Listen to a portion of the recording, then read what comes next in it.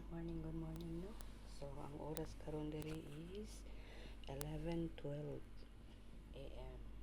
So, magpanit ta og mais kay para ilang snack.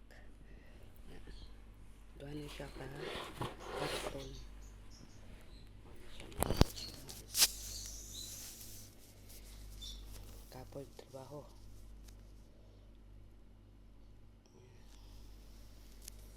So, yan, good morning. Magpanit og mais karon. Dagko kailangan humok.